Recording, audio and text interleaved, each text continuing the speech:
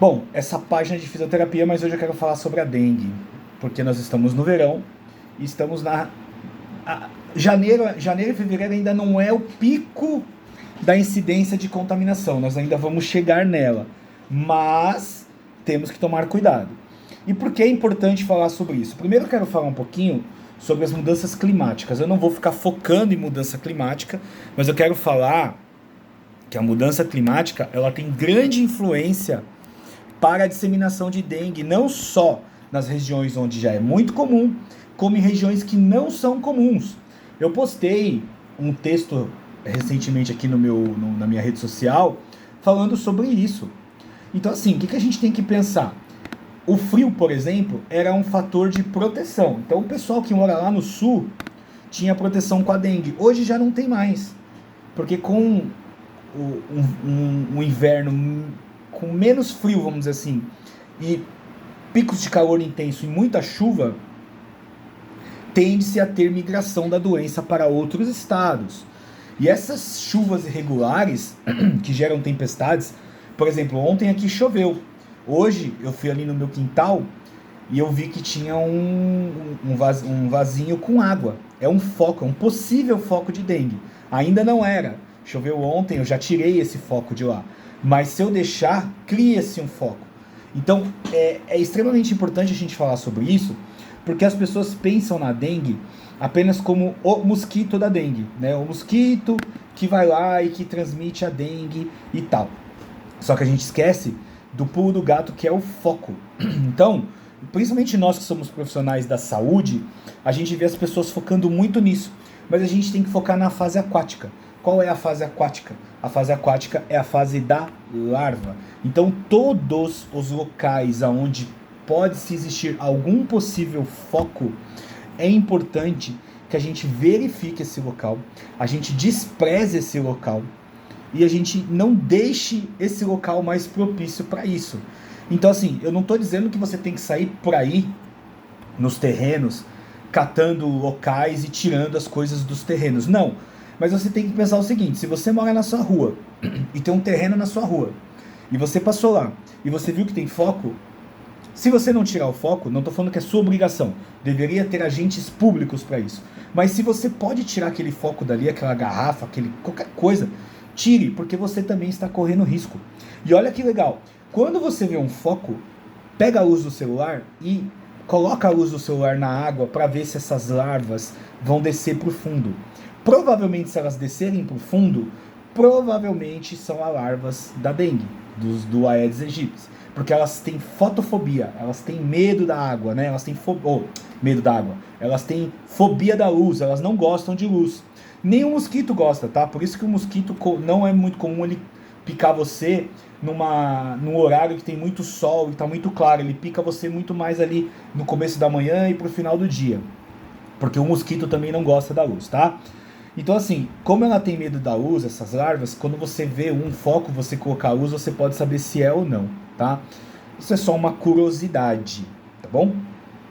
E vale lembrar que nós temos 4 tipos de dengue, não vou falar sobre isso agora. E se você já pegou dengue uma vez e você pegar novamente, o risco de você desenvolver sintomas mais severos são grandes.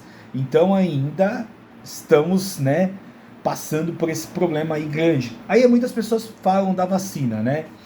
Ah, mas por que o mundo não trouxe uma vacina? Porque essa é uma doença, a dengue, ela não é uma doença que tem no mundo todo, ela é restrita a alguns países, principalmente países tropicais. Isso não significa que a gente não tenha que desenvolver uma vacina. Isso significa que o mundo, dependendo de onde é a pesquisa ou a fábrica, ninguém vai desenvolver uma vacina para isso. Quem tem que desenvolver somos nós no país, o Brasil, a ciência brasileira. Ou a gente pagar para alguém desenvolver para nós. Ou seja, o Brasil está mega atrasado. Embora já tenha vacina, já estão vacinando, mas nós estamos mega atrasados. Isso já deveria ter sido foco de saúde pública há anos, há mais de 10 anos. Claro, a gente não tinha esse número de mortes no passado como a gente teve agora, recentemente. Mas isso é uma doença que dá para ser evitada com uma vacina. Ou pelo menos dá para você diminuir a incidência dela com uma vacina. Ok? Então isso é um assunto de saúde pública. Só para vocês terem uma ideia, eu vou dar uns dados aqui, eu vou ter que olhar porque eu não vou lembrar, né? Óbvio. Óbitos por dengue no Brasil, de 2014 a 2024, olha só. Em 2014 tivemos 472 mortes. Eles chamam isso de ano de média intensidade, eu tô falando de morte, tá? Em 2015 nós tivemos 986 mortes. Eles classificaram isso como uma epidemia grave. Aqui, nós já podíamos ter pensado numa possibilidade. Em 2016, 642, teve uma queda. 2017 caiu, 137. 2018, 160. 2019, 840, uma nova grande pandemia. Aqui também poderia ter sido pensado em alguma coisa. 2020, 574. 21, 246. Teve também pandemia, né? Então caiu bastante, mas mesmo assim ainda estava alta. 2022, 1.016 mortes. 2023, 1.179 mortes. E 2024, mais de 5.000 mortes. O ano mais letal da história. Por que que em 2024 teve um salto? Porque em 2024 foi um ano atípico. Porque teve a combinação do fenômeno El Niño com calor e chuvas. E a circulação simultânea de muitos sorotipos, ou múltiplos sorotipos, né? A dengue 1, 2, 3 e 4. Então, era um prato cheio para todo mundo pegar dengue. E detalhe, essas mortes grandes, essa letalidade grande, também pode refletir, sabe o quê? Saturação do sistema de saúde, tá? Demora no manejo clínico em atendimento no SUS. É outra coisa que tem que ser repensada. E por que teve recorde nos últimos 3 anos? Mudanças climáticas, aquecimento global. A expansão do Aedes aegypti tem a ver com aquecimento global. Por isso que teve recorde nos últimos 3 anos e expansão territorial do mosquito, das larvas e do mosquito. E sobre a vacina, a gente tem vários desafios da dengue. Olha só, eu peguei um componente histórico aqui, ó.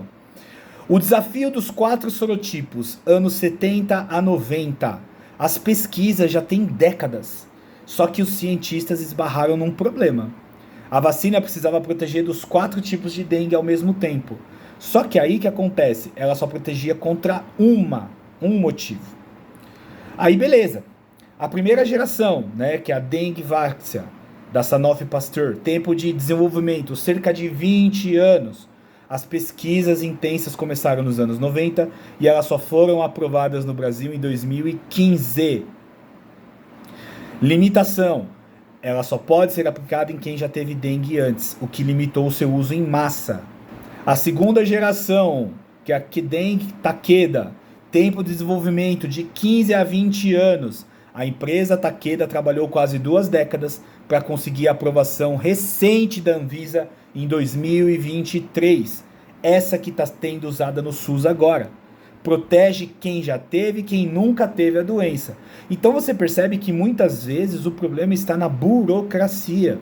Tem outra, a vacina brasileira do Butantan. Ela está em desenvolvimento há mais de 10 anos. Qual que é o diferencial dela? É uma vacina de dose única, tá? Então, aí tem estudos sobre a vacina. E agora as pessoas vão falar assim, mas por que a da Covid foi feita em 6 meses? Tem diferenças, tá? Então não use uma coisa para querer criticar a outra. Estamos falando de dengue, é uma coisa totalmente diferente. E por que são coisas diferentes? Porque a dengue tem 4 subtipos, a Covid só tem um vírus. Mas a Covid tem os vírus que evoluem. Sim, tem as suas evoluções. Mas você consegue com a vacina de mRNA cobrir todas essas variantes. A dengue são 4 vírus diferentes. Então é difícil você fazer uma vacina para os 4 vírus. Por isso que ela demora muito e ainda tem a parte burocrática da coisa. Na dengue a gente tem uma coisa chamada facilitação dependente de anticorpos. Que raios é isso?